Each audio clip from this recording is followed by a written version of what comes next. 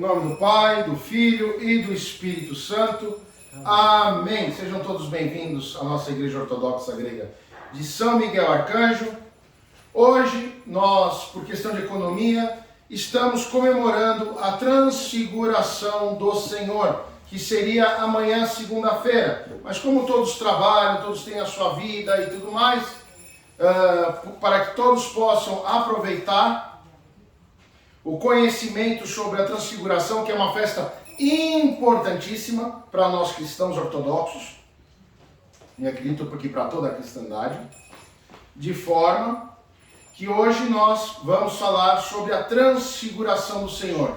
Hoje eu peço desculpas a vocês, mas hoje será uma homilia um pouco teológica, porque tem vários elementos neste evangelho e também na epístola que foi lida, em que nós precisamos compreender isso, para nós compreendermos o Deus que nós acreditamos, o Deus que vive em nós e que nós estamos sempre na presença dele. Muito bem, hoje nós temos que entender o seguinte: quando é que, primeiramente, quando a transfiguração se deu? Foi antes da ressurreição. Número 1. Número 2, como ela se dá? O Cristo pegou 3 dos seus apóstolos mais queridos e levou com eles ao Monte Tabor, um monte alto, na cidade velha ali de Jerusalém. Muito bem. E aí acontece este fato que se chama transfiguração. Transfigurar-se. O que isso significa?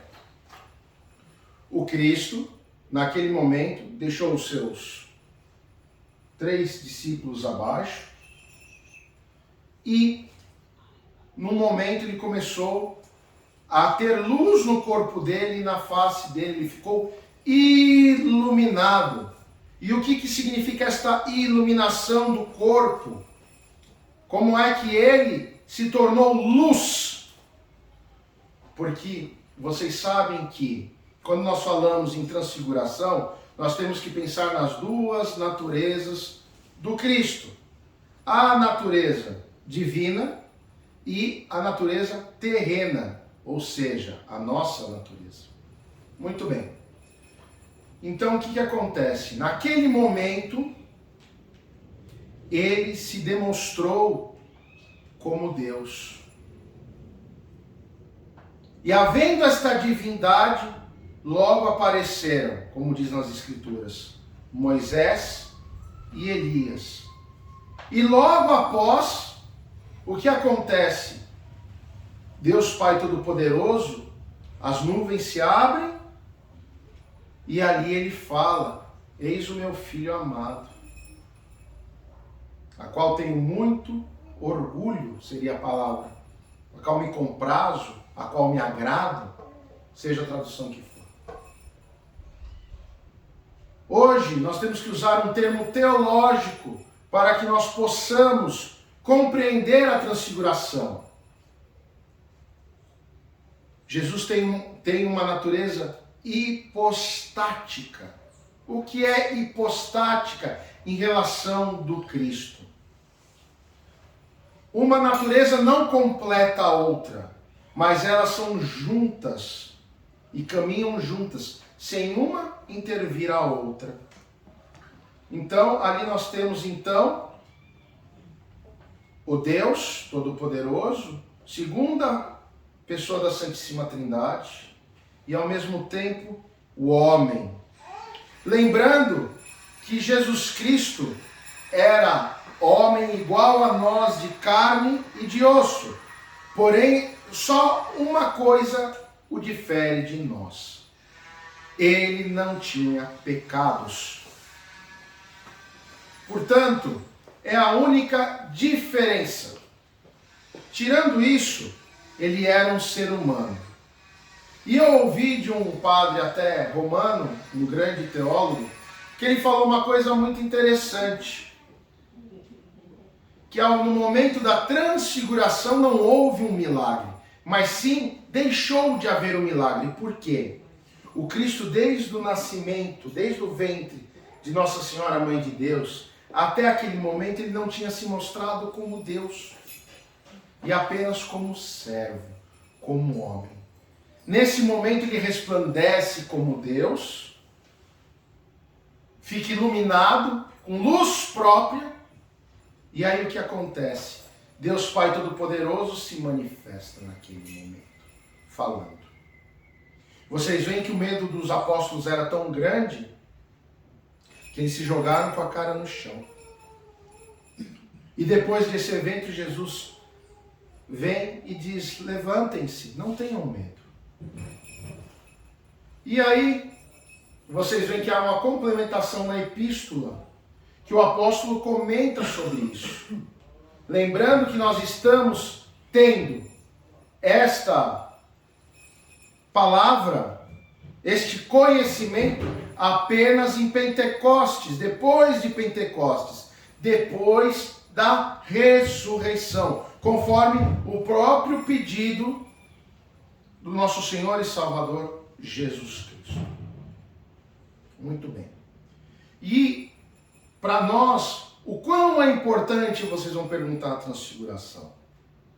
Primeiro, Deus se mostra que é Deus perante nós, perante testemunhas humanas. É um fato espiritual que acontece. Impossível de acontecer, mas acontece. Se Jesus não fosse Deus, como é que Elias e Moisés iriam aparecer para ele e falar com ele? No Evangelho de Lucas, ainda há uma leve relevância sobre este assunto, em que o assunto conversado entre Jesus e os seus dois amigos, que são Elias e Moisés, era sobre a crucificação dele. O apóstolo lhe dá a entender isso, mas não é claro. E alguns estudos dos Santos Padres corroboram este assunto. Porém, certamente, nunca saberemos. Mas isso também pouco importa agora. O que importa para nós é pensar que a transfiguração é o momento de nós reafirmarmos a nossa fé.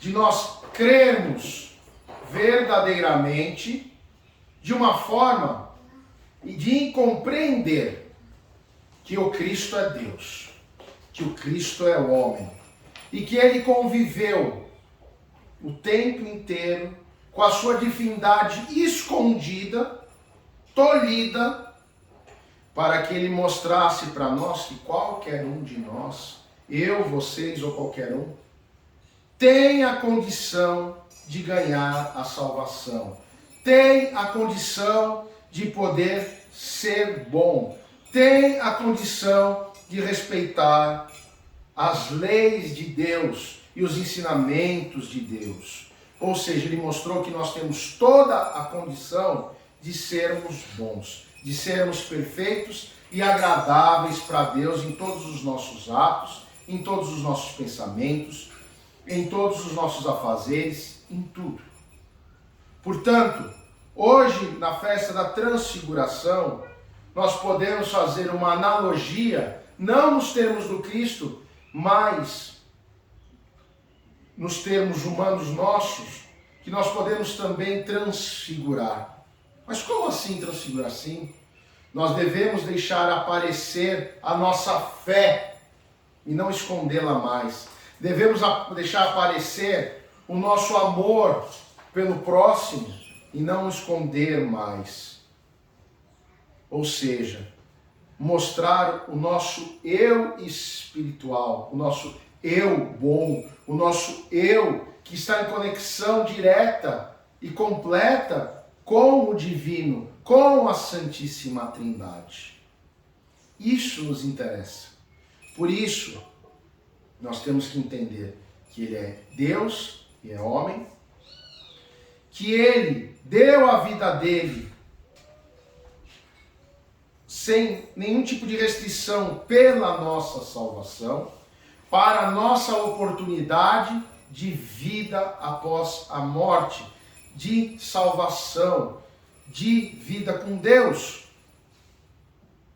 Porque ele não tinha necessidade de absolutamente nada disso. Ele poderia ter chegado em glória e majestade como Deus em Jerusalém e resolvido tudo de uma vez, mas não. Ele deu a oportunidade da raça humana conhecer, se converter, mudar e caminhar para a salvação. Porque ele nos ensina a viver. Ele não nos dá nada de mão beijada, mastigadinho. Deus nos ensina. Então ele nos ensina na transfiguração a nós mudarmos e colocarmos para fora o nosso eu espiritual que está em íntima conversa com Deus para fora. E nesse momento nós possamos resplandecer, já que nós somos imagem e semelhança de Deus, o Cristo para o nosso próximo, dando a melhor parte de nós para o nosso próximo, para que nós possamos estar fazendo a vontade do Pai, que é Jesus Cristo. Afinal de contas, nós somos filhos de Jesus pelo batismo, pela Santíssima Trindade. Então, sigamos nessa mudança interna nossa e vamos exteriorizar isso para que Deus, através de nós, possa fazer as suas maravilhas, as suas graças, os seus milagres e as bênçãos cheguem ao nosso próximo e nas nossas casas, hoje e sempre. Feliz festa da transfiguração a todos, que Deus seja muito misericordioso com nós agora na hora de tomar a nossa comunhão e que Ele possa, mais uma vez, tocar no nosso coração e transmutar o velho homem no novo homem, reafirmando o nosso pacto, reafirmando a nossa vontade de ser de Cristo, de estar em Cristo e de viver a verdade do Evangelho. Deus então abençoe a cada um de vós este domingo, que seja uma semana alegre e agora nos preparemos para a dormição da Virgem, que é a última festa do calendário bizantino, no final do mês. Vai haver um pequeno jejum e vai ter uma festa muito grande. Também quero parabenizar a todos os que estão e que não estão aqui, porque agora, no dia 15 próximo passado, a Igreja de São Miguel completou 4 anos. 4 anos de luta, 4 anos de dificuldade, mais 4 anos de milagres, 4 anos de bênçãos, 4 anos de mudança, 4 anos de conversão das pessoas e a nossa conversão própria, mostrando que não se precisa de palácios para estar junto de Jesus. Não precisamos de nada, além da nossa fé, do nosso amor e da nossa retidão. Parabéns a todos os sacerdotes que já estiveram ou estão ainda aqui conosco em São Miguel, nas suas paróquias próprias, como o Padre Nicolau, que ficou muito tempo aqui. E eu agradeço a Deus a ajuda de todos, os que estão aqui, os que estão nos assistindo pela internet, que ajudam a manter a igreja e manter a nossa obra, que na verdade é a obra de Cristo.